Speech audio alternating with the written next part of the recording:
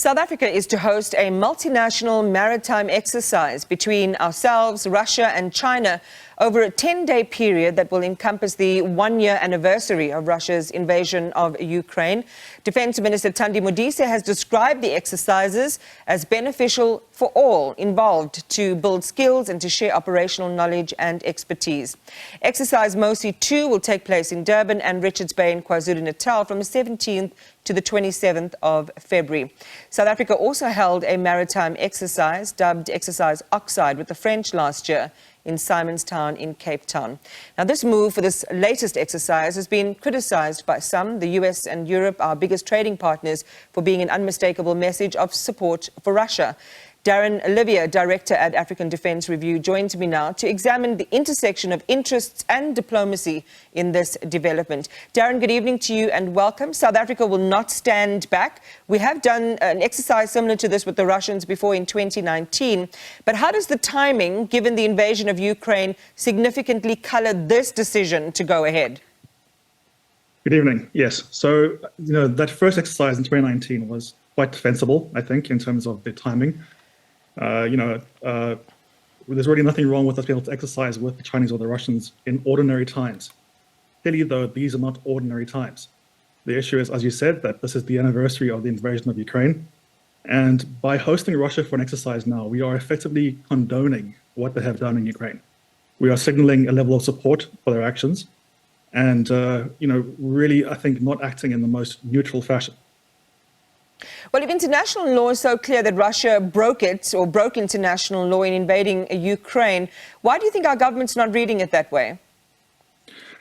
I think the government has a long-term plan towards heading towards a more multipolar world, where there's a desire to offset the influence of the West, particularly the US and the EU, and establish China and Russia as alternative centers of power and with alternative structures in place.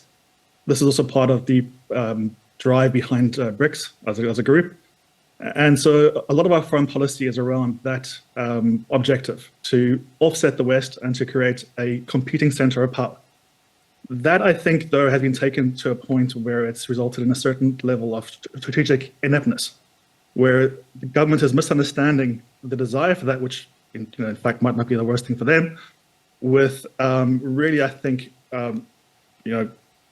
going too far in the sense of providing active and clear support and signaling for Russia in this case.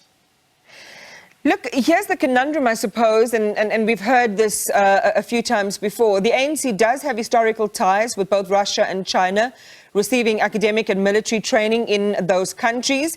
We've got the other competing interest of the economic front, where we depend on the Western countries, the EU and the US, who are our biggest trading partners. How does South Africa, in this exercise and in going ahead, give a message on which relationship is the most important one here? Or are they trying to get the best of both? That's a very good question. I think this is not getting the best of both worlds at all. As you said, the West is our biggest trading partner. Russia is not at all, China more so. Another thing to keep in mind, though, is that the majority of our military equipment comes from the West as well. It's, some of it's American, most of it's European. We don't really have a good relationship with, we don't use many Russian Chinese systems in that sense. Secondly, there is a push towards trying to increase the level of cooperation we have with Russia and China militarily. But to date, that hasn't really borne that much fruit. We have a number of personnel in training in Russia, but we haven't had large-scale exercises. So it's still very much a smaller relationship than what we have with Western countries. So from the point of view of the SANDF in particular, this is of questionable value, particularly because we are not sending warships to this exercise. We're sending one of our new inshore patrol vessels, the SAS King Sekhukhune, the first, and the SAS Protea, a survey ship. I mean, these aren't warships. They're armed with, at most, 20-millimeter cannons. Okay. So the Russians are sending, a large cruiser. We're not going to be exercising very high-level capabilities here from which we can learn. All right, so in terms of the value to us, sorry, Karen? Yeah, I apologize because I want to tease that out because I think it's really important about the value for South Africa. The weaponry that is going to be tested, we understand the Russians are sending, you talked about that warship, the Admiral Gorshkov, which is, let me quickly go down here, which is armed with hypersonic missiles. We don't know yet which warships the Chinese will be testing. So the benefit would seem, given what you said South Africa is going to be bringing to the table, would be more for the Chinese and the Russians. How would it typically unfold? So, any exercise like this it starts with the range capabilities. It starts off with the very basics, which are, sea navigation, light firing at targets on the ocean, for example, with light guns, and potentially some elements of boarding operations. So the kind of anti-piracy trials you might do. So how would you go and spot a ship, approach it, visit it, board it, that kind of idea. Ideally, though, when you have this kind of capability that comes to visit, you want to have your own ships available, which have idle capabilities as well, like anti-aircraft missiles or all the rest, and powerful radar. So you're able to really exercise those capabilities at a much more intense level. Right now, the only thing we can do, very much so, are the very basics, the kinds of things that you don't need to have. They're very easy to train for. They're very easy to get. There's no value really in sending warships halfway across the world to do that. So from the point of view of the SANDF, this is of questionable value as an exercise. And then taking that as a broader picture, is this really worth the cost it's going to bring to us in terms of the controversy, the impact on our alliances, the problems we have with, just the bad PR around this. I mean, hosting an exercise on the anniversary of the invasion. So in terms of being able to balance off the benefit versus the cost, I don't see much benefit here.